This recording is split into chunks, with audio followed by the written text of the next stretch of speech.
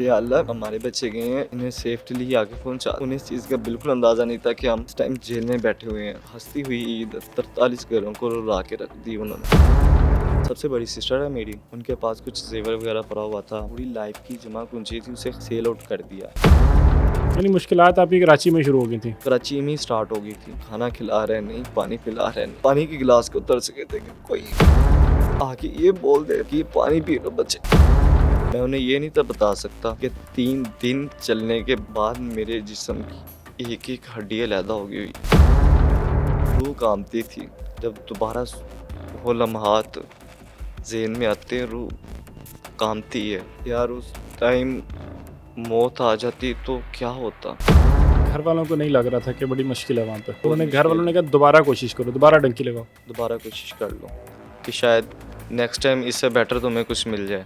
और physical torture तो नहीं किया? फिजिकली टॉर्चर भी किया उन्होंने। इराकी पुलिस का ये रवैया था कि उसने हमें, कुछ स्मगलर थे, कत्ल वगैरह किए हुए थे, शूटर थे, फिजिकली उन्होंने भी मारा।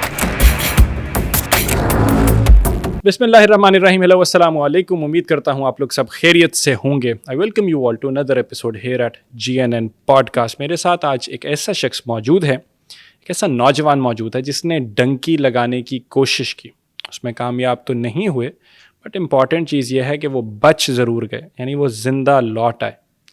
बहुत से ऐसे केसेस हैं जिसके अंदर जब आप डंकी लगाते हैं तो आप ज़िंदा वापस भी नहीं आते। मतलब दैट्स अबाउट इट। आपकी कहानी समंदर के अंदर ही ख़त्म हो जाती है। आपके घर वाले, आपके ख़ानदान वाले आपका इंतज़ार करते रह जाते हैं, आपकी राह तकते रह जाते हैं, लेकिन आप वापस नहीं आते। 2-4-6 सक्सेसफुल केसेस होते हैं जो कि चले जाते हैं और फिर अपने पूरे ख़ानदान को वो ख़राब करते हैं बता के कि हम तो बहुत डॉलरों में खेल रहे हैं, हम तो बहुत कामयाब ज़िंदगी गुजार रहे हैं। ऐसा कुछ भी होता नहीं है। तलहा मेरे साथ मौजूद हैं। तलहा की कहानी क्या थी, क्या तलहा दोबारा डंकी लगाना चाहेंगे, तलहा से बातचीत करते हैं। Talha, thank you so much, बहुत बहुत शुक्रिया आपके वक्त का। Welcome sir. तलहा, डंकी जब लगाई, जहन में क्या था, क्या सोच थी, क्या प्रोसेस था? अपनी पूरी कहानी जो है अगर आप उसको हमें सुना सकें। बिस्मिल्लाहिर्रहमानिर्रहीम। मेरा नाम मोहम्मद तलहा है, मैं लाहौर से हूँ बेसिकली। तो मेरे कुछ रिलेटिव्स हैं, मैं फैमिली मेम्बर्स हैं जो कि आउट ऑफ कंट्री बहुत इजीली चले गए। वहाँ पे सेटअप स्टार्ट किया हुआ था उन्होंने अपने वर्किंग का। उन्होंने जाने के बाद हमारे फैमिली मेम्बर्स को बताया कि हम यहाँ पे काफ़ी इजीली बैठे हुए हैं, हम तो यहाँ पे डॉलर्स काफ़ी ज़्यादा कमा रहे हैं, हमने ये बना लिया, हमने वो बना लिया। तो उन्होंने हमारे फैमिली मेम्बर्स को बताया कि अगर आप चाहें तो आप अपने बच्चों को हमारे पास यहाँ भिजवा सकते हैं। उन्होंने इतनी सी बात की कि हमारे जो फैमिली मेम्बर्स थे, मेरे कज़न्स वगैरह, सभी के पेरेंट्स ने ये फ़ैसला किया कि हर घर में से एक लड़के को भेज दिया जाए। मेरे बड़ा भैया, सबसे पहले उसे सिलेक्ट किया गया कि वो चले जाएगा आउट ऑफ कंट्री, तो आप छोटे हो, आप घर ही रहोगे हमारे पास ही। उसने मेरे मम्मा पापा से बात की कि मैं नहीं जा सकता, मेरे में इतना नहीं, कॉन्फिडेंस नहीं है कि मैं एक नाइट भी बाहर गुजार सकूं, तो आप ऐसा करें कि तलहा को भेज दें। बड़े भाई ने इतनी सी बात की तो मम्मा कहते हैं चले ठीक है, तलहा को भेज देते हैं। हमारी फैमिली मेम्बर्स ने एजेंट्स को बुलाया। जो एजेंट था वो एजेंट को कैसे रब्ता किया? आराम से बुला लिया? कैसे आराम मिला? से नहीं बुलाया, उसे बेसिकली है जो कज़न था, पहले ही आउट अच्छा, ऑफ जो कंट्री पहले था, गए हैं उन्होंने लिंक करवाया उनसे? उनसे लिंक करवाया, उससे बातचीत की। बातचीत करने के बाद उसे घर बुलाया गया। घर बुलाने के बाद उससे ये चीज़ पूछी गई कि बच्चों को क्या सेफ्टली वहाँ पे पहुँचाया जाएगा, क्या बच्चा सेफ चला जाएगा वहाँ पे, कोई किसी किस्म के कोई इश्यूज़ वगैरह तो नहीं क्रिएट होंगे। तो उसने हमारे पेरेंट्स को ये बिलीव किया कि पहले भी हमने करवाई हैं, काफ़ी ज़्यादा करवाई हैं, लेकिन कभी भी कोई भी केसेस, कोई भी किसी किस्म के केसेस ओपन नहीं हुए हैं, तो आप इजीली अपने बच्चों को हमारे हम ट्रस्ट पे भिजवा बाहिफाजत दें। पहुंचा देंगे, कोई परेशानी वाली बात नहीं है, तो आसान सा काम है, हम पहले भी करवाते रहे। जी, तसल्ली दिलवा दी पेरेंट्स को, जो कि तसल्ली शुरू करवा में थोड़े से कंफ्यूज थे, थोड़ा सा सवालिया निशान था उनके लिए कि हमें भेजना चाहिए या नहीं। जी। उन्होंने यहाँ पे हमारे सभी पेरेंट्स को सब्ज़ बाग दिखा दिए कि वहाँ पे आउट ऑफ कंट्री तो बहुत ज़्यादा हरियाली है, वहाँ पे किसी किस्म का कोई भी दखल अंदाज़ी नहीं है किसी भी काम की। तो आपके बच्चे वहाँ पे सेफ़ रहेंगे, पैसे कमाएँगे, अच्छे भले कमाएँगे। तो बेसिकली मेरे वालिद साहब जो थे उनकी डेथ हो चुकी हुई है। तो अकेली मेरी मम्मा ही हैं और बड़ा भाई है और सिस्टर्स हैं। तो सबसे बड़ी सिस्टर है मेरी, उनके पास कुछ ज़ेवर वगैरह पड़ा हुआ था, मम्मा के पास थे कुछ ज़ेवर वगैरह, तो उन्होंने वो सेल वगैरह किए मेरे लिए। मेरे लिए उन्होंने वो अपने जो पूरी लाइफ़ की जमा पूँजी थी उसे सेल आउट कर दिया, एक ही पल में मेरी खुशी के लिए अपने अपनी खुशी के लिए कि हमारा एक बेटा है जो आउट ऑफ कंट्री चले जाएगा, सेटल हो जाएगा, उसकी एक लाइफ़ बन जाएगी। बस इन्हीं चीज़ों के लिए उन्होंने अपनी ये चीज़ें सेल की, इनकम जनरेट की। जनरेट करने के बाद एजेंट से बात की। कितने पैसे जनरेट करने थे? एजेंट ने कितने पैसे मांगे आपसे? एजेंट ने माँगे थे 1,80,000 रुपया। 1,80,000 रुपया वो हमसे माँगा गया। सभी फैमिली मेंबर से डिफरेंट तरीके से माँगे गए। तो किसी से उसने 2 लाख लिया, किसी से 2.5 लाख लिया, किसी से 3 लाख लिया। हम्म, हमारी जो फैमिली मेंबर्स थे, कज़न्स वगैरह, हम 13 लोग थे। 13 थे हम सभी ने। उसने हमारे पेरेंट्स से ये डिमांड की कि सबसे पहले हम लेंगे 50,000 रुपया। 50,000 रुपया लेके हमारा ये प्रोसीजर होगा कि सबसे पहले हम इनका लगवाएँगे ईरान का वीज़ा। ईरान का वीज़ा लगवाने के बाद इनका जो टेस्ट वगैरह कोरोना टेस्ट है उसका जो मेडिकल्स वगैरह हैं ये करवाने के बाद हमें फिर इनका अगला प्रोसीजर करना पड़ेगा।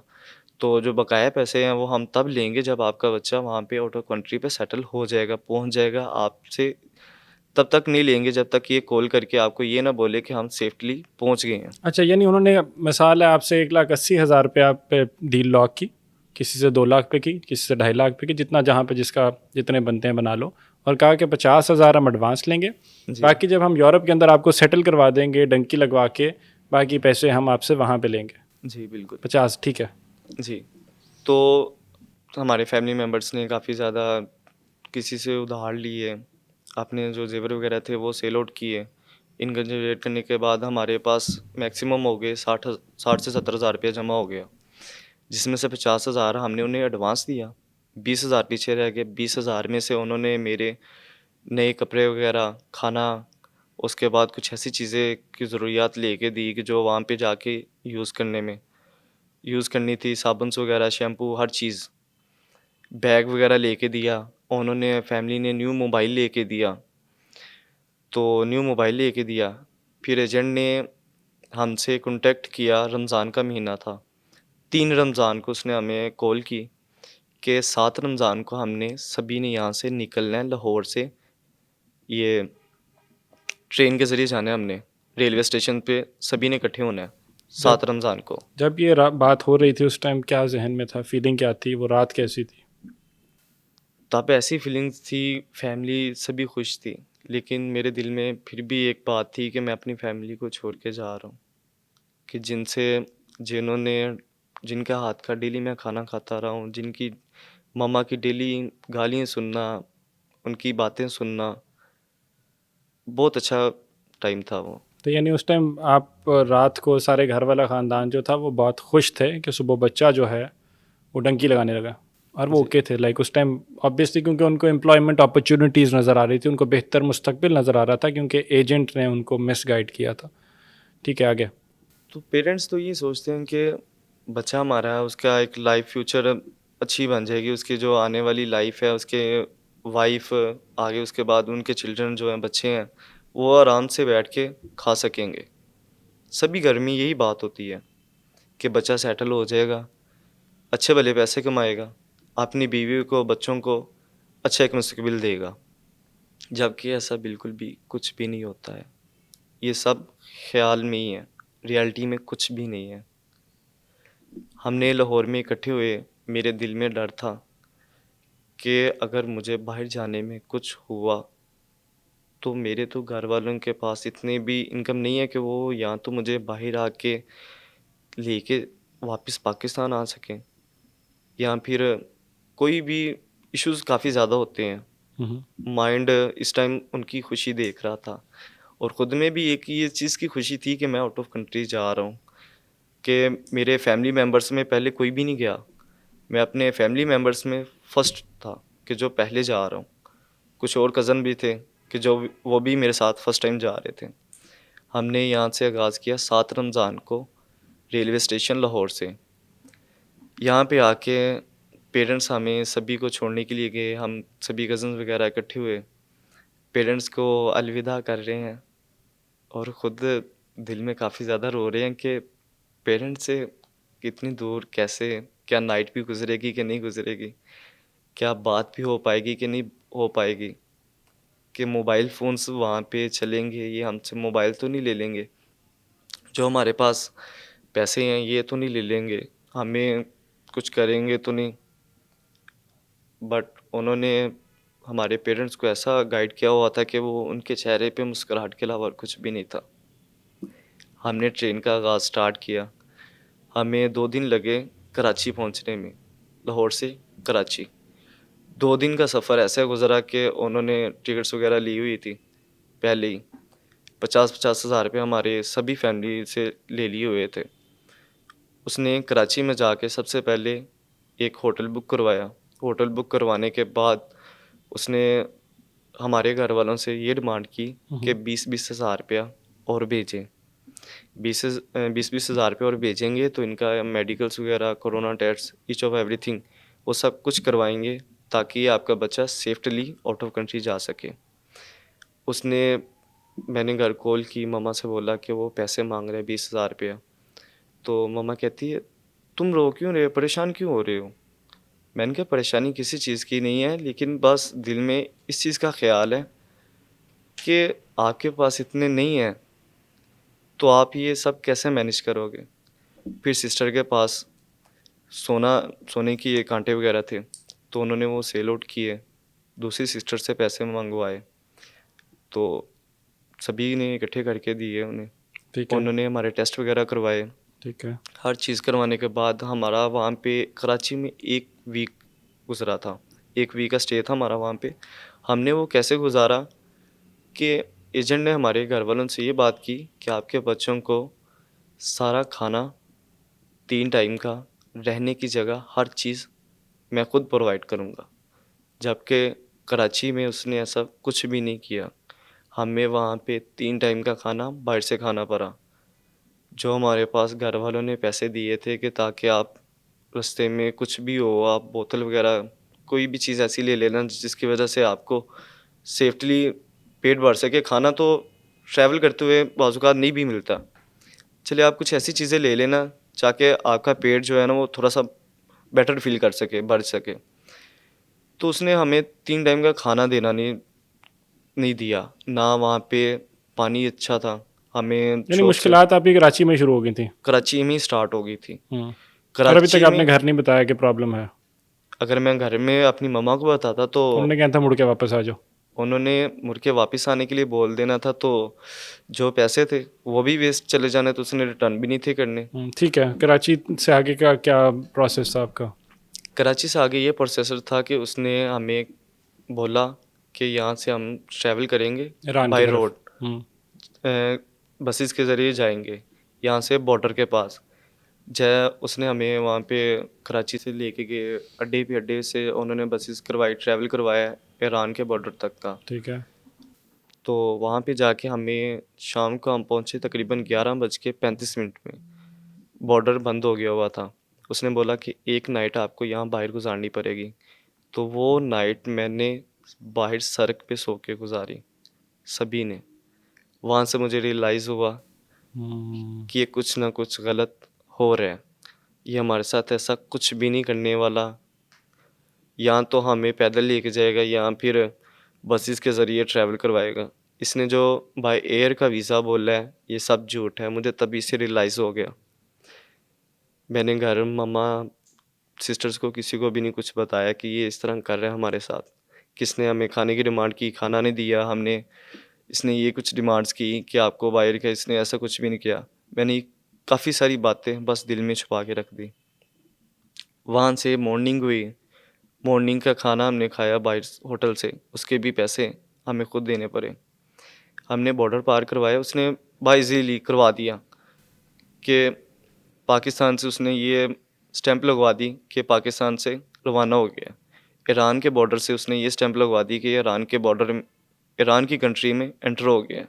वहाँ से क्लियर हो गया, पाकिस्तान की एजेंसी में ये पता चल गया कि बच्चा आउट ऑफ कंट्री चला गया हुआ है, आउट ऑफ कंट्री में इस कंट्री में रिसीव हो गया हुआ है, यहाँ से आगे कुछ भी नहीं है। वहाँ से उसने फिर हमारा दूसरा ट्रैवल करवाया टैक्सी के ज़रिए, वहाँ से फिर अड्डे के पास लेके गया। वो हमने सफ़र तय किया मैक्सिमम 9 से 10 घंटे का। वो से करने के बाद हम अड्डे से फिर आगे निकले ट्रैवल के लिए। जब हम अड्डे से निकले, वहाँ से उसने हमसे ये डिमांड की कि आप अपने फैमिली मेम्बर्स को कॉल करो कि जो बकाया पैसे रहते हैं वो मेरे अकाउंट में सेंड करवाएं। तो हमने कहा कि आपने ये बात की थी कि जब तक आप सेफ्टली वहाँ पे नहीं पहुँच जाते तब तक आपसे पैसे और नहीं मांगेंगे, तो आप कैसे मांग रहे हो? तो उन्होंने कहा बाकी भी अभी दो। बाकी के भी अभी दो, ठीक है। क्योंकि आउट ऑफ कंट्री पाकिस्तान तो छोड़ दिया था। अगर पाकिस्तान में ही बॉर्डर के पार ये बात करता तो हम वापस जाने वाले भी होते, लेकिन उसने बॉर्डर पार करवाने के बाद उसने हमसे ये डिमांड कर दी। ये ठीक डिमांड है, करने के बाकी पैसे आप लोगों को देने पड़े। देने पड़े। हम्म, फिर मम्मा को कॉल की, मम्मा ने फिर जो बकाया जहाँ थे वो कभी किसी से इकट्ठे करें, बड़े मामों से इकट्ठे करें, बहनोई से इकट्ठे करें। इकट्ठे करने के बाद उन्होंने पे किए। पे करने के बाद फिर उसने बोला कि हमारा आगाज़ आगे यहाँ से स्टार्ट हो रहा है। ईरान ईरान में जाके भी उसने खाना हमें नहीं दिया, ना पानी की बोतल तक भी उसने नहीं लेके दी। वहाँ से फिर हम पहुँचे ईरान में शहर कुम, उधर का शहर का नेम है, जहाँ पे ज़ियारत है हज़रत बीबी फ़ातिमा मसूमा कुम की ज़ियारत है। उसके पास एक फिंदक होटल है, वहाँ पे उसने रूम्स बुक करवाए 2, जिसमें एक वो खुद रहता था और दूसरे में हम सभी लड़कों को वहाँ पे एडजस्ट करवा दिया, ताकि वो प्राइवेसी पे किसी से भी कोई भी बात कर सके। हमें वहाँ पे उसने 1 वीक से अबव ही डेज़ हो गए थे कि वहाँ पे उसने स्टे एक करवाया। कमरे में कितने लोग थे? एक कमरे में हम 13 लोग थे। हम्म, फिर उसने दूसरे एजेंट को कॉल की। जो एजेंट हमें यहाँ से पाकिस्तान से लेके गया, बेसिकली वो पंजाब पुलिस स्पेशल ब्रांच का था। मेन पॉइंट ये है। हम्म, तो वहाँ से फिर उसने दूसरे एजेंट को कॉल की, उनसे कांटेक्ट किया। कांटेक्ट करने के बाद उसने और भी लड़कों को बुलाया। टोटल हम 43 मेंबर्स हो गए। उसने फिर वहाँ पे ईरान में एक लड़का है, उसका नेम अहमद है, जिसके पास ईरान की और इराक की इनलीगल स्टैम्प्स थी। उसने हमारा पासपोर्ट वहाँ पे भिजवाया। भिजवाने के बाद उसने वहाँ पे बाय एयर का वीज़ा लगवाया, जो कि जस्ट स्टिकर था। वो स्टिकर लगवाने के बाद उसने वो स्टैंप वगैरह लगवा दी। स्टैंप वगैरह लगवाने के बाद फिर उसने हमें सेल आउट कर दिया। 43 मेंबर्स को उसने सेल आउट कर दिया। सेल एक आउट कर नॉन दिया। पर्सन को सेल आउट करने से मीन्स ये कि उसने हमसे पैसे, हमारी फैमिली से पैसे लिए। अलग लिए और उनसे भी पैसे लिए, आपको उनको देने के? जी, अच्छा। मतलब कि उसने आगे उस लड़के से डील की जिसने स्टैंप वगैरह लगा के दी, हम्म, स्टिकर वगैरह लगवा के दिए वीज़े के। हम्म, उसने उसे भी पैसे दिए कि ये मेंबर्स हैं, इन्हें आप अपने पास रखो, तो इन्हें बॉर्डर पार करवाना है आपने। तो जब उसने ये बात की तब हमें रियलाइज़ हुआ कि ये सब कुछ झूठ था। हमने अपने पेरेंट्स को कुछ भी नहीं बताया। फिर जो बंदा हमें आउट ऑफ कंट्री बाहर बुलवा रहा था, फिर उसने उससे बात की कि ये क्या प्रोसेसर है, ये क्या कह रहे हैं कि आपने बाय रोड जाना है, आपको सिर्फ आपने ऐसा करना है कि बॉर्डर के पास आपको टैक्सी उतार देगी, आपने बस उतर के तो पार करके 5 मिनट लगेंगे, गुजर जाना है और दूसरी जगह जाके टैक्सी में बैठ के चले जाना है। मैंने कहा ऐसी बात कोई भी नहीं हुई, ये सब झूठ है। उसने हमसे ये बोला कि बस ठीक है, ये बातें जो भी हो गई हैं बस अपने में छुपा के रख लो, घर वालों को मत बताना। मैं खुद ये चीज़ करके आया हूँ और इसी के थ्रू करके आया हूँ। हमने अपने पेरेंट्स को कुछ नहीं बताया। पेरेंट्स को कुछ भी नहीं बताया तो उसने फिर हमसे ये कहा कि आप सभी इनके साथ चले जाएं। तो हमारे दरमियान में ना एक लड़का था जिसका माइंडली काफ़ी डिस्टर्ब था। मतलब कि है था, लेकिन उसका माइंड बिल्कुल भी नहीं था। वो मासूम सा था, उसे जो चीज़ की जाए वो वैसे ही करता था। उसकी जो मम्मा थी वो अकेली थी। ना उसके उस लड़के के ना पेरेंट्स में और ना पापा थे, ना सिस्टर्स, ना ब्रदर, वो अकेला ही भाई था। उसके साथ उसने ऐसा किया कि ईरान में जाके उसने ये बोला कि अपनी मम्मा को कॉल करो, पैसे भेजें, तो मैं आपको बॉर्डर पार करवाऊँगा, बाय वे आपको यहीं से वापस ले जाऊँगा। उसने कॉल की, उसने बोला कि मेरे बच्चे को भेज दो, वो जैसे ही कमाएगा आप वापस मेरे पास आओगे तो मैं आपको दे दूँगी। उसने ऐसा कुछ भी नहीं किया, उसे वहीं पे छोड़ दिया, बेसहारा, बेवारिस। वहाँ पे उसे ना ईरान की लैंग्वेज फ़ारसी, ना लैंग्वेज आए, ना उसे कुछ बोलने का तरीक़ेकार था। उसने किसी से भी कोई बात नहीं की। उसे खाना मिल जाए तो खा लेता था, भाई वे ना मिले तो कुछ भी नहीं। हमने अहमद के पास गए, उसने हमें बॉर्डर के पास एक काफ़ी सारा बड़ा एक रूम बनाया हुआ था। उसने वहाँ पे रखा हमें। सेफ्टली वहाँ पे पहुँच तो गए, लेकिन वहाँ पे जाके हमारे नेटवर्क सभी बंद कर दिए गए। बंद करने के बाद हमारे घर वालों को ये बता दिया गया कि वो बॉर्डर पार कर रहे हैं। हमने वहाँ अहमद से ये बोला कि हमें आपके मोबाइल का हॉटस्पॉट चाहिए। उसने हॉटस्पॉट दिया, हमने फैमिली से बात की, तो हमने एजेंट को दोबारा कॉल की कि हम कब जाएँगे? हमें किस टाइम यहाँ से निकाला जाएगा? उसने ये बात की कि आपको सिर्फ़ आधे घंटे में निकाला जाएगा, आप सभी रेडी होके बैठ जाओ। हम सभी रेडी होके बैठ गए। 1 दिन गुज़र गया, शाम को कॉल की तो पता चला कि वो पाकिस्तान वापस पहुँच गया हुआ है। वो हमें वहाँ पे अकेला छोड़ के खुद पाकिस्तान आ गया। पाकिस्तान आके उसने हमारे पेरेंट्स को भी कुछ नहीं बताया कि वो कहाँ पे हैं, कैसे हैं, क्यों हैं। उसने अपने नंबर्स वगैरह सब कुछ बंद कर दिया। वहाँ से फिर अहमद ने हमें आगे बॉर्डर के पास लेके गया, हमें पानी की बोतलें वगैरह दी उसने। तो हमारा वहाँ से आगाज़ हुआ, जहाँ पे हमें कोई भी नहीं था जानता, ना जानता था, ना हम किसी और पर्सन को देख पा रहे थे, ना कोई हमें देख पा रहा था। एक ऐसी वीरान जगह थी, जहाँ पे सिर्फ़ अपनों के अलावा और कोई भी नहीं था। वहाँ से उसने फिर अहमद ने भी आगे हमें सेल आउट कर दिया। उसने भी एक और नए पर्सन के साथ हमें जोड़ दिया कि ये आपको बॉर्डर तक लेके जाएगा। नहीं, अब ये तीसरी दफ़ा सेल आउट किया क्या आपको? तीसरी दफ़ा सेल आउट किया गया। ठीक है। वहाँ से फिर हमें पैदल 3 दिन तक चलाया गया। 3 दिन। जब हमें 2 घंटे चलाया जाता था हुँ। और 5 मिनट के लिए बिठाया जाता था। हमारे ऐसी सिचुएशन हुई थी कि ना हमारे पास खाने के लिए कुछ, ना पीने के लिए पानी, कोई भी चीज़ नहीं थी यार। हम शाम तक वहाँ पे चलते रहे, रात चलते रहे। जैसे ही मॉर्निंग हुई तो वहाँ पे एक नज़दीक ना बॉर्डर के करीब ही था। वहाँ पे एक नदी बह रही थी छोटी-सी, उसमें काफ़ी ज़्यादा गंदा पानी था। हमने वो पानी पी के गुज़ारा किया, जिसे हम यहाँ पे कहते हैं, उस पानी की छींटे पड़ जाएँ तो हम कहते हैं इसने कपड़े गंदे हो गए हैं। लेकिन हम वहाँ पे ज़मीन पे सोते रहे हैं। वहाँ पे वो चीज़ें थी जिनका नाम भी लें तो रूह काँपती है। वहाँ पे वो जानवर थे। हमारे साथ अभी-नभी हो जाती तो कोई भी पीछे आने वाला नहीं था। हम लावारिसों की तरह वहाँ पे पड़े हुए थे, सिर्फ़ ज़िंदा लाश की तरह, बेसहारा, जिसे वहाँ पे कोई कौवा भी मार के चले जाए तो कोई पूछने वाला नहीं।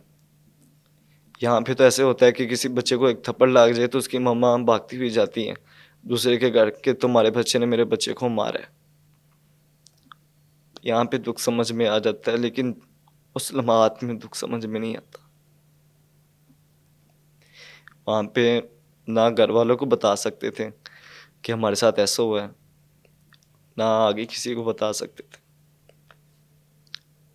वहाँ पे वो गंदा सा पानी जिसकी स्मेल से भी जानवर भी मर जाए, हमने वो पी के गुज़ारा किया।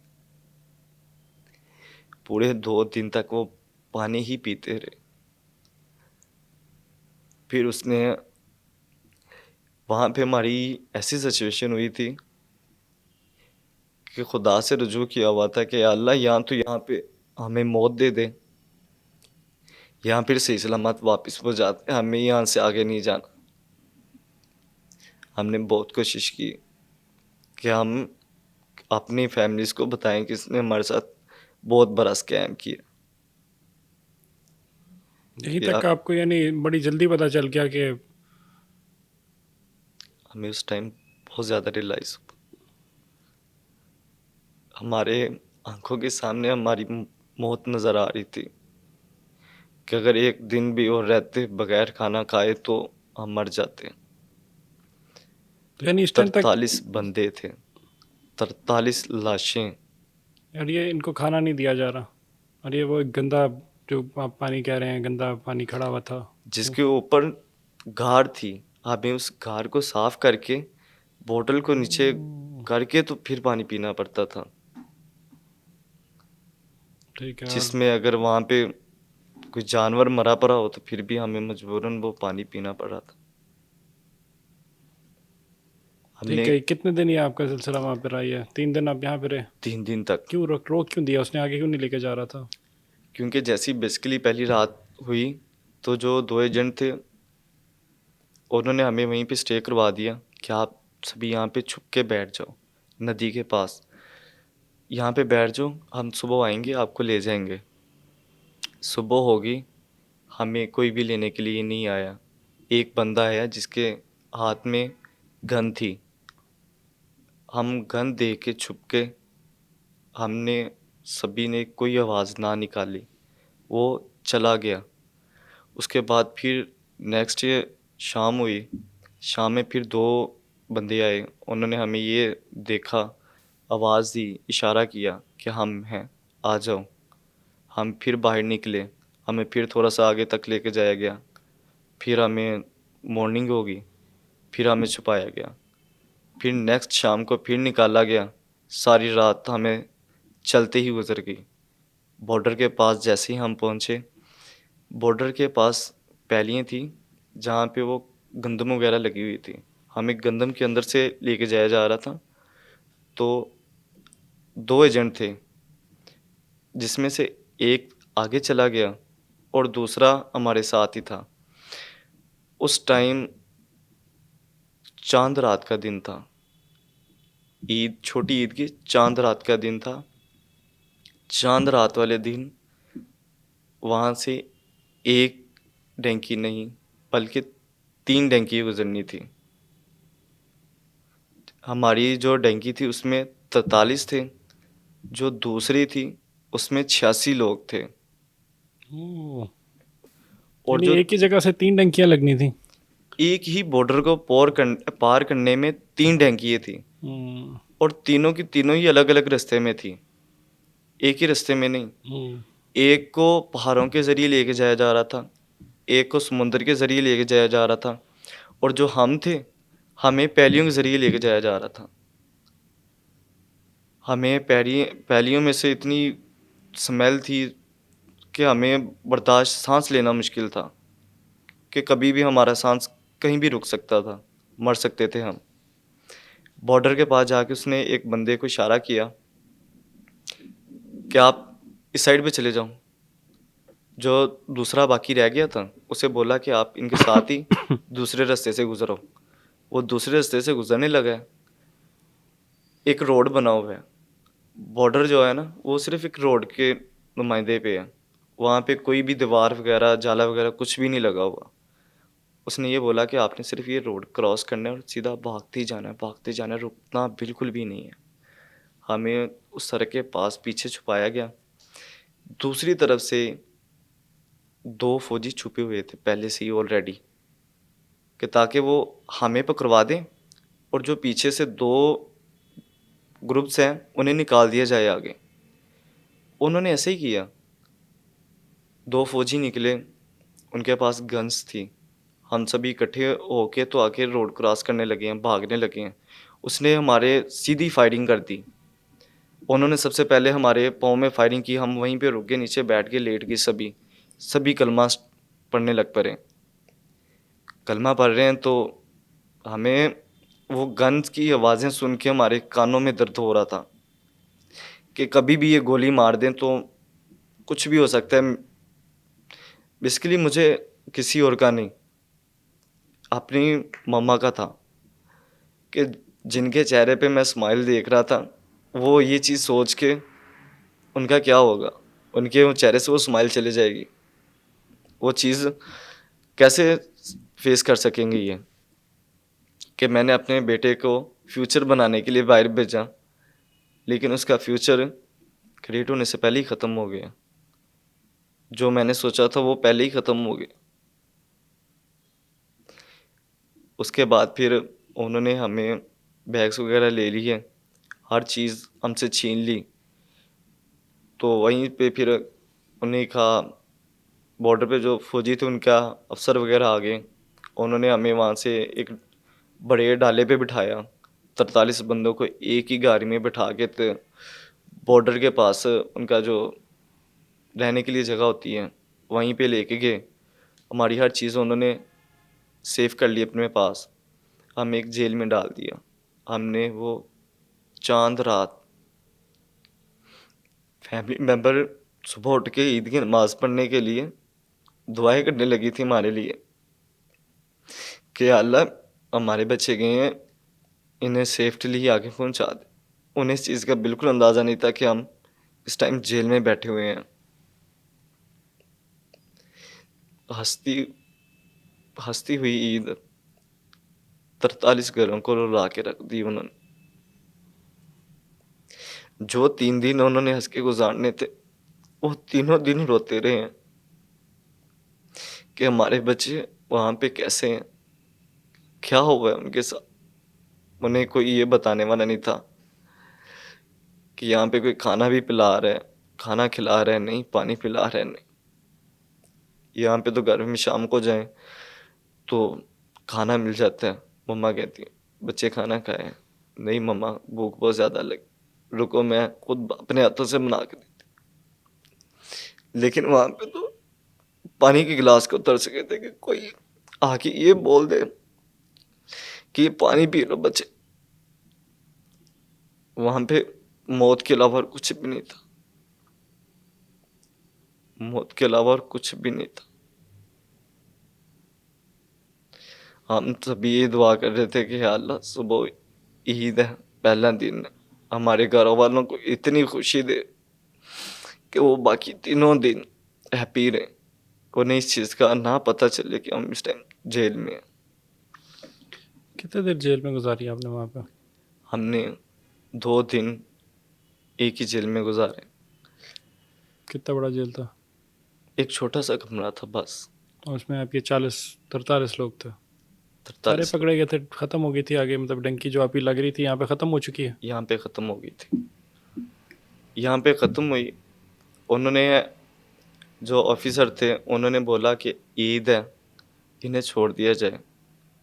उन्होंने हमें एक बाई रोड पे बिठा दिया, लाइन वाइज हमारी पिक्स वगैरह ली, वीडियोस वगैरह बनाई, वायरल कर दी कि ये दोबारा लगाने की कोशिश कर सकते हैं, इन्हें वापस भेज दिया जाए। उन्होंने वहाँ से हमारे जो पैसे थे, मोबाइल थे, उन्होंने वो सब कुछ रख लिया। हम्म। खाने की जो एशिया थी वो भी रख ली। हम्म। सब कुछ लेने के बाद उन्होंने हमें टैक्सियों पे बिठाया, तो उसी जगह पे भेज दिया जहाँ से हमारे डेंगू का आगाज़ शुरू हुआ था। उसी होटल के पास, उसी शहर में, हज़रत बीबी फ़ातिमा मासूमा की ज़ियारत के पास, वहीं पे पहुंचा दिया गया।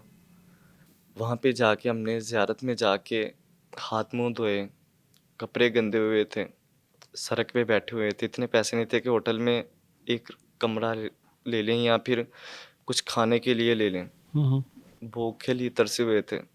ज़ियारत के बाहर बैठे हुए हैं, तो वहाँ के रहने वाले लोग वो ये सोच रहे थे कि ये फ़कीर हैं, मांगने वाले हैं, इनका यहाँ पे कोई घर नहीं है, लावारिस हैं, यतीम हैं।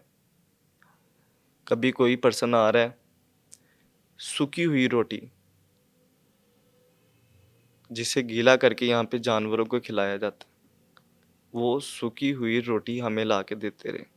ये कौन देता था रोटी आपको? वही जो इर्द-गिर्द वाले लोग थे? इर्द-गिर्द वाले लोग थे, जो ज़ियारतों पे आते थे, उसके पास ही बैठ के तो वो खाना वगैरह खाते थे। वो लोग वो लोग हमारी तरफ देख के हमें वो खाना ला के देते थे कि ये लें, ये आपके लिए, आप खा लें। हम वो सूखी हुई रोटी से गुज़ारा कर रहे थे। हमने एक टाइम पे ऐसा था, पहले शुक्र अदा किया कि हम उधर से बच गए। फिर किसी भी तरीके से हमने घर वालों से राब्ता किया कि जो एजेंट था उसने हमारे साथ स्कैम किया है। उसने ये बोला था कि आप इज़िली चले जाओगे, ये हो जाएगा, सफ़र ऐसे हो जाएगा। जब ज़ियारत के पास पहुँचे, मेरी मम्मा ने मुझे देखा, उन्हें मैं अपने दुखड़े नहीं बता पाया। उन्होंने देखते ही पूछ लिया कि जिस्म तुम्हारा ठीक है? कहीं चोट तो नहीं आई? मैंने कहा नहीं मम्मा। मैं उन्हें ये नहीं था बता सकता कि 3 दिन चलने के बाद मेरे जिस्म की एक-एक हड्डी अलहदा हो गई हुई है। एक-एक जॉइंट अलग हो गया हुआ है। जो टाँगें थी, वो बहुत ज़्यादा सूज गई हुई थी। पाँव सूज गए हुए थे। पाँव के जितने भी नेल हैं, वो सभी मेरे उतर गए थे, पैदल चलने की वजह से। इस सफ़र ने पूरे जिस्म को हिला के रख दिया था। रूह काँपती थी।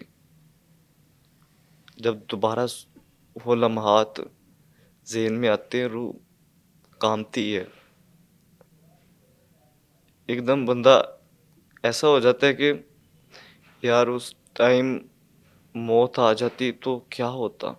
जब ईरान में वापस उन्होंने हमें अपने शहर में छोड़ दिया ना, उसी ज़ियारत के पास जहाँ पे हम पहले थे, वहीं पे फिर घर वालों से कॉन्टैक्ट वगैरह हुए, किसी भी तरीके से किए।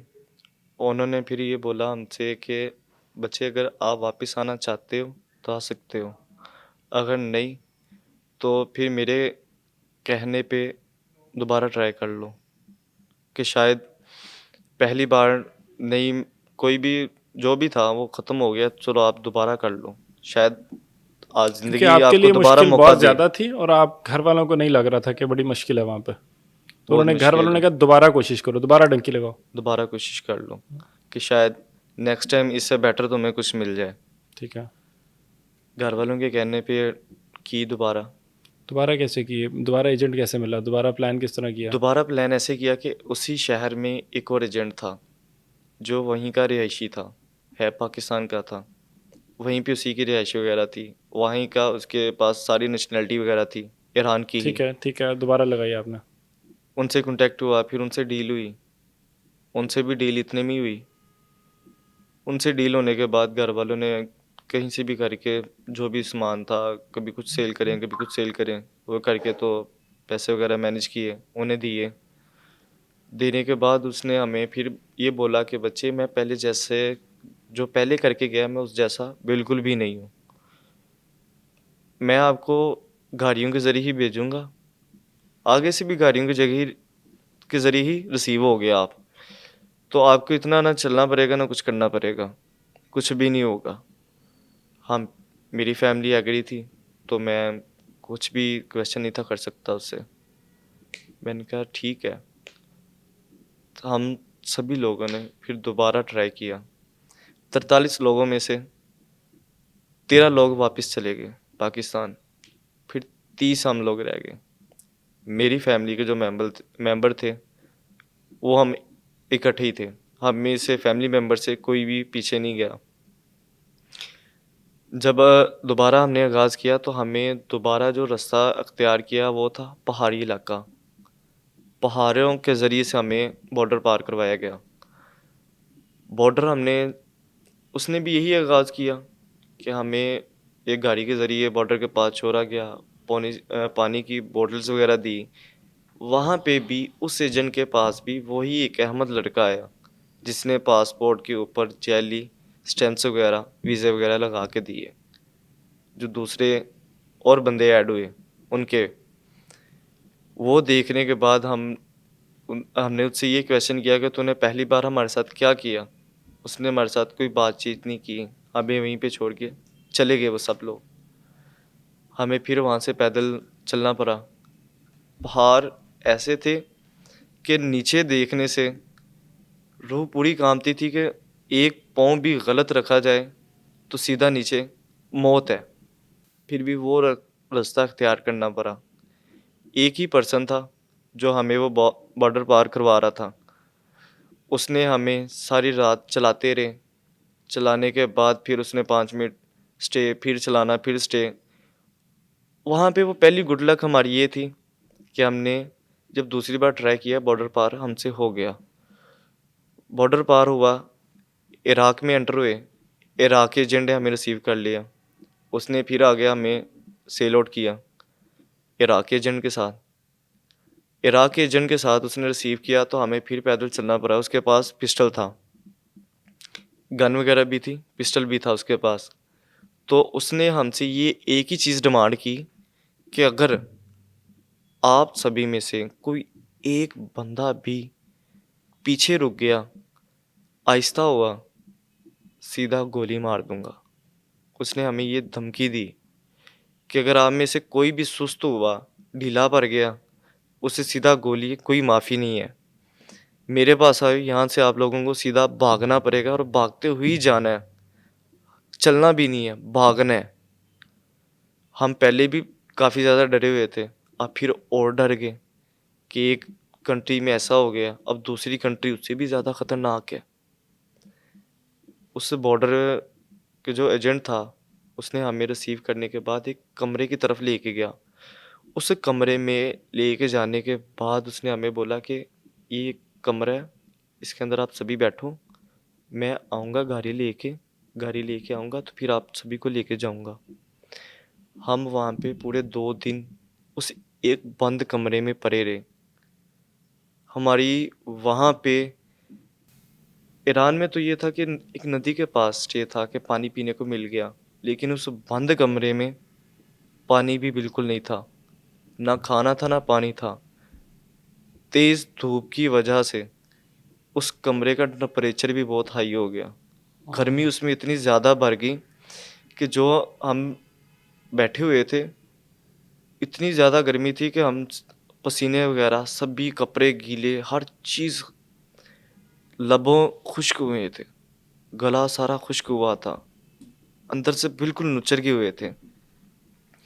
भूख इतनी तेज़ लगी थी कि कोई भी एक जानवर ज़िंदा भी मिल जाए उसे भी काट के खा लें ज़िंदा रहने के लिए। पानी जैसा भी मिले हम पी लेंगे, पर मिल जाए। 2 दिन गुज़र गए, कोई भी ना आया हमें लेने के लिए। फिर हमने अल्लाह से बोला कि ए अल्लाह, कैसा इंसाफ़ है कि तूने अपने सभी बंदों को यही इसी तरह का करना था कि पहले हमें धोखा मिला, अब फिर दोबारा धोखा। ऐसा क्यों, हमारे साथ ही क्यों? क्या हम तेरे बंदे नहीं हैं? तू नहीं चाहता कि हम इंसान भी थोड़ा-सा खुश हो जाएँ? जो हमारे पेरेंट्स हैं वो भी थोड़े से खुश हो जाएँ। उसी नाइट को वो एजेंट आया, एक गाड़ी लेके आया।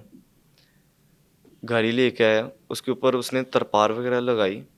लगाने के बाद उसने पानी की बड़ी कैन लेके आया हुआ था, वो लेके आया, साथ कुछ खाने के लिए लेके आया। खाना लेके आया तो उसने हमें दिया, हमने थोड़ा-सा खाना वगैरह खाया। हमें थोड़ी-सी, बिल्कुल भी थोड़ी-सी होश आई कि हम ज़िंदा हैं। अगर वो ना आता, हम सभी के सभी उसी एक बंद कमरे में मरने वाले थे। मरने वाले थे। हमें वहाँ पे भी मौत के अलावा कुछ भी नज़र नहीं था आ रहा। हमें वहाँ से रिसीव किया, फिर आगे एक कमरे में लेके जाया गया। कमरे में लेके जाने के बाद उसने फिर हमें टॉर्चर किया। उस एजेंट ने भी हमें टॉर्चर किया, अपने घर ले जाके नीचे बेसमेंट में रखा। बेसमेंट में रखने के बाद हमारा सब कुछ ले लिया, हमें टॉर्चर किया। टॉर्चर करने के दौरान उसने हमसे ये डिमांड की कि जब तक आपके घर वाले या आप हमें $300 नहीं देते, हम आपके पासपोर्ट वगैरह आपको कुछ भी नहीं देंगे, ना आपको यहाँ से निकलने देंगे। हमने फिर उससे ये बोला कि आप हमें जिसने यहाँ पे बुलवाया है ना, आप उससे कांटेक्ट करो, वो आपको ज़रूर दे देगा। उसने ये उनसे कॉल की, बात की। हम्म, बात करने के बाद उसने ये बताया कि आपके बंदे रिसीव हो गए हुए हैं। वीडियो मेरे पास है उसकी भी, कि जब उसने ये बोला कि आपके बंदे रिसीव हो गए हुए हैं, आप मुझे पैसे तो दोगे तो वीडियो मैं कैसे ये। आई आपके पास? वीडियो मेरे पास ऐसे आई कि जब उसने अपने कमरे में रखा हमें, रखने के बाद उसने सबसे पहले एक वीडियो बनाई। वीडियो बनाने के बाद उसने उस एजेंट को भेजी कि जिसने हमें दूसरी डंकी लगवाई। अच्छा, उसने खुद ही बना के भेजी? उसने खुद ही ठीक है। बना के उसे भेजी। उसने फिर हमारे फैमिली मेम्बर्स को भेजी कि आपके बच्चे सेफ उधर पहुंच गए हैं। उसने ये भी बात ना बताई कि वहाँ पे उन्हें टॉर्चर किया जा रहा है, उनसे पैसे मांगे जा रहे हैं। उसने भी काफ़ी ज़्यादा बातें हाइड कर दी। ठीक है। हम ना घर वालों को बता सके, ना किसी से कुछ मांग सके। वहाँ पे भी हमारे साथ ऐसा ही हुआ। फिर उसने बातचीत वगैरह करने के बाद टॉर्चर हमें कैसे किया उन्होंने आपको? टॉर्चर ऐसे किया कि उन्होंने ना तो कुछ खाने के लिए दें, ना पीने के लिए पानी। और फिजिकल टॉर्चर तो नहीं किया? फिजिकली टॉर्चर भी किया उन्होंने। कैसे? हमें स्टिक्स के साथ मारते रहे, लोहे के सरिये थे। मेरी कमर पे अभी भी निशान होंगे उसके। उसने वो पाइप होते हैं ग्रीन कलर के, वो गैस वाले, वो हमारी टांगों पे मारे, पैरों की तलियों पे मारे। उन्होंने भी हमारे साथ बहुत ज़्यादा जुल्म और किया। कहते थे घर वालों से को और पैसे भेजें?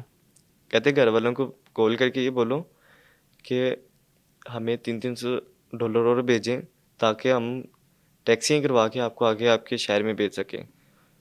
मैं माइंड में मेरे एक ही क्वेश्चन था कि मेरी फैमिली पहले से ही काफ़ी ज़्यादा इनकम लेके, ऑब्वियसली ऑलरेडी उधार ले चुकी है। उसके बाद फिर क्या हुआ कोई जब भी नहीं है टॉर्चर हो रहा देने था? वाला। फिर क्या सोचा दिमाग में थी, क्या उसके आगे क्या हुआ?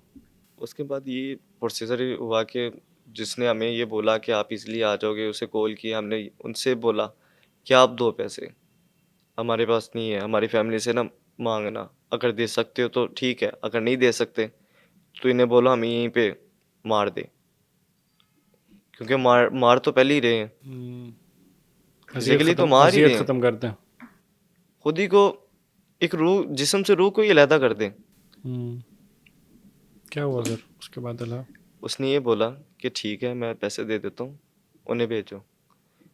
उनसे बात की, उन्होंने टैक्सी में बिठाया। हम्म, टैक्सी में बिठाने के बाद उस बंदे के पास लेके गए जिसके पास हमने जाना था, मंजिल थी।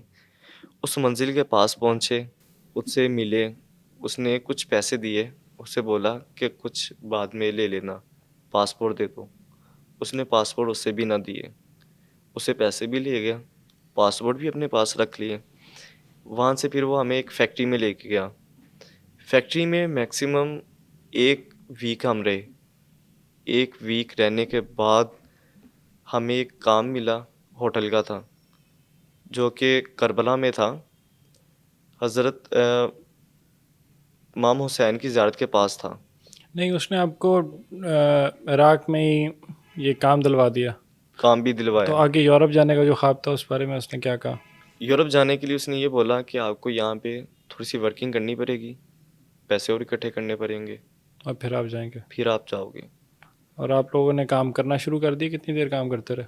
हम काम करने के लिए जा ही रहे थे कि हमें वहाँ से पुलिस वालों ने अरेस्ट कर लिया। जब फिर पकड़े गए दोबारा? अब फिर इराक की, पकड़े गए। पहले आपको बॉर्डर पुलिस ने पकड़ा था, अब इराक की पुलिस ने पकड़ा? फिर इराकी पुलिस ने पकड़ लिया। उनका रवैया कैसा था, क्या किया उन्होंने? इराकी पुलिस का ये रवैया था कि उसने हमें वहाँ से लिया, एक जेल में डाल दिया जहाँ के उसी कंट्री के और भी लोग थे। वो इतने ज़्यादा ख़तरनाक लोग थे। हम्म, कुछ स्मगलर थे, कईयों ने कत्ल वगैरह किए हुए थे, शूटर थे। तो उनके साथ ही हमें एडजस्ट कर दिया गया। ना हम घर वालों को बता पा रहे थे कि हमें पुलिस ने पकड़ लिया है, कुछ भी नहीं। जब 3 दिन गुजर गए तो फिर घर वालों को पता चला कि उसने कॉल की उस लड़के को जिसके पास हम गए थे। उसने कॉल करके बोला कि हमारे बच्चे कहाँ पे हैं। फिर उसने बताया कि आपके बच्चों को पुलिस ने पकड़ लिया, ऐसे है, वो जेल में है। उस जेल में 4 माह तक रहे और 4 4 माह, महीने रहे जी, उस जेल में? उस एक जेल में 4 अच्छा। माह तक रहे। 4 माह तक डेली सुबह शाम पुलिस वाले आते थे, लेके जाते थे। लेके जाने के बाद कहते थे फ्लूस, पैसे दो, पैसे चाहिए हमें। मारते भी थे, टॉर्चर भी करते थे? फिजिकली उन्होंने भी मारा हमें बहुत ज़्यादा। पूरे 4 माह तक हम मार खाते रहे पुलिस वालों से। ना वो कॉल करवाते थे ताकि पैसे मंगवा लें, किसी को बता ना दे। 4 माह तक मार खाने के बाद जिस्म बिल्कुल टूट गया था। बॉडी में इतनी सकत नहीं थी कि चल के थोड़ा सा 4 कदम भी चल लूँ, बिल्कुल ऑब्वियसली। सकत नहीं थी है। एक इंसान है, एक दिन मार खा लेगा, 2 दिन खा लेगा, 3 दिन खा लेगा, 4 माह एक अरसा है। हम्म। उसके बाद निकले किस तरह? 4 महीने बाद उस जेल से कैसे बचे? 4 माह की जेल कंप्लीट हुई। उन्होंने हमें एक जज के सामने पेश किया। जज से बात की, उन्होंने बोला कि इन्हें वापस पाकिस्तान रिपोर्ट करके भेज दो। रिपोर्ट करने के बाद उन्होंने पासपोर्ट वगैरह के, वो तो हमारे पास आए नहीं थे। उन्होंने एक वर्के वगैरह बनवाए जिसके ऊपर हमारा आईडी कार्ड, वो सब कुछ डाटा वगैरह पाकिस्तान की एम्बेसी से मंगवाया। उधर से उन्होंने रिपोर्ट किया तो हमें शुरतों के पास भेज दिया। शुरतों वालों के पास भेजा तो उन्होंने भी उधर से हमें टॉर्चर किया। वहाँ हम्म। पे डेढ़ हफ्ता, 1.5 हफ्ता शुरतों वालों के पास रहे। 1.5 हफ्ता डेली उन्होंने तीनों टाइम खाना भी ना देना और बाहर बुला के मारने, डंडे मारने, कभी कुछ मार रहे हैं, कभी कुछ मार रहे हैं। ऐसा आलम हो गया था कि जो टांगों के घुटने हैं वो काम करना बंद कर गए थे। ये वाली कोनी सभी फारग हो गई हुई थी। ये सर के पीछे 2 जगहों पे चोटें लगी हुई हैं, बॉडी के पीछे कमर पे भी चोटें हैं।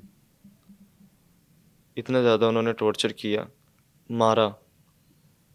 उन्होंने हमसे डिमांड की $700 की, और $700 की। जो कि नहीं थे, अरेंज भी नहीं हो सकते थे। अरेंज भी नहीं थे हो और सकते। किस तरह छूटे, क्या बना? फिर उन्होंने एक दिन घर वालों से बात करने के लिए बोला कि आप घर वालों से बात करो कि वो आपको पैसे भेजें। घर मम्मा से बात की, मम्मा भी रोने लग पड़ी, मैं खुद रोने लग पड़ा कि 4 माह पहले जेल में गुजार लिए, 4 माह में भी किसी से बात नहीं हुई। 1.5 हफ्ता फिर शुरतों वालों के पास रहते हुए भी किसी से बात नहीं की कि एक माँ अपने बच्चे की आवाज़ सुनने के लिए तरस गई है और एक बच्चा अपनी फैमिली की बात सुनने के लिए तरस गया है। हम्म।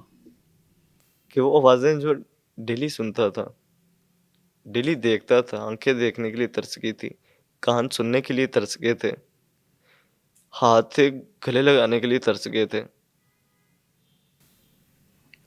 हम्म।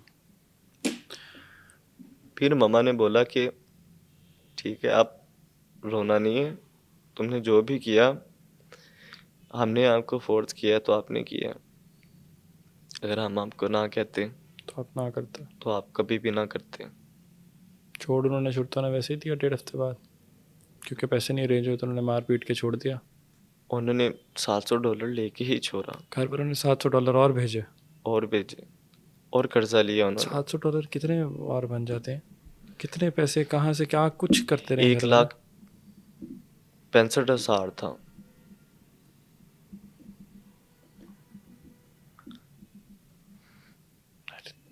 तो ये तो कुल मिला के अच्छे खासे पैसे बन गए। और पैसे लिए उन्होंने, फिर छोड़ा, और आगे आसान था वापस आना? आगे क्या मसला तो नहीं हुआ? वापिस आना भी आसान नहीं था। वो कैसे? और उन्होंने इराक से रिपोर्ट करके हमें भेज दिया दुबई। नहीं तो भाई यार, दुबई क्यों भेज दिया उन्होंने? दुबई उन्होंने इसलिए भेजा था कि जो डायरेक्ट नहीं फ़्लाइट आती है ना इराक से पाकिस्तान की, हाँ, वो $1100 की थी। उसके बाद फिर क्या हुआ? उसके बाद ये हुआ कि उन्होंने हमें डिपोर्ट वगैरह किया, हमें सामान वगैरह दिया, जो कि हमारे पास एक बैग ही रह गया था। तो उन्होंने हमें पाकिस्तान सियालकोट एयरपोर्ट पे डिपोर्ट करके वहाँ पे टिकट्स वगैरह लेके तो वहाँ पे कर दिया। और आपको एक और बात बताना चाहता हूँ कि जब मैं पहली बार ईरान में पकड़ा गया था ना, ईरान के बॉर्डर पे, चांद रात वाले दिन, चांद रात वाले दिन भी उन्होंने टॉर्चर किया, फिज़िकली टॉर्चर करने के बाद उन्होंने मेरे जो बाल थे वो सभी उन्होंने कटिंग कर दिए। गंजा कर दिया था सबको, क- सबको सबको कर दिया था, टॉर्चर करने के लिए, तंग करने के लिए, तंग करने के परेशान लिए। करने के लिए। ये वही जब 3 दिन आपने गुजारे ईरान के छोटे से जेल के अंदर, जी। बॉर्डर पे, वो उस टाइम वापस आए, घर पहुंच गए, ज़िंदगी जी रहे हैं, दोबारा मौका मिले ऐसी कोशिश करने का तो? कभी भी नहीं। दूसरों को ये मैसेज देना चाहता हूँ कि जो आप इतने पैसे लगा के बाहर जाते हैं ना, बाहर जाने से बेहतर है कि उन्हीं पैसों को आप यहाँ पे इन्वेस्टमेंट करें। इन्वेस्टमेंट करने से आपकी लाइफ बन सकती है, बगैर इन्वेस्टमेंट के नहीं। अभी जो वापस मेरे साथ 48 में से लोग आए हुए हैं, वो कुछ फैक्ट्रीज में जॉब कर रहे हैं, कुछ अच्छी पोस्ट पे चले गए हैं, कुछ ये है कि गवर्नमेंट महकमे में चले गए हुए हैं। सभी अच्छी लाइफ गुजार रहे हैं, लेकिन एक पल जब उन्हें वो याद आता है कि वो बताया हुआ पल, वो बिताई हुई चीज़ें, उनकी भी रूह दोबारा काम जाती है। बस वो एक यादगिरी रह गई है और कुछ भी नहीं है। बिल्कुल ऐसा ही है, यादें कुछ रह जाती हैं और वो कुछ ठीक नहीं होती। The purpose of having him over here at this show is to highlight the issue, highlight the grave issue of टंकी। मतलब it should be condemned, there should be laws made जो कि इसको रोकें। इदारे जो हैं उनको हरकत में आना चाहिए। FIA has a responsibility in this regard, so there so much that needs to be done. But सबसे पहला स्टेप जो है that is to create awareness कि टंकी मत लगाएं। मुझे इस्माइल कासिम को इजाज़त दीजिए, अपना बहुत सारा ख्याल रखिए। अल्लाह हाफ़िज़।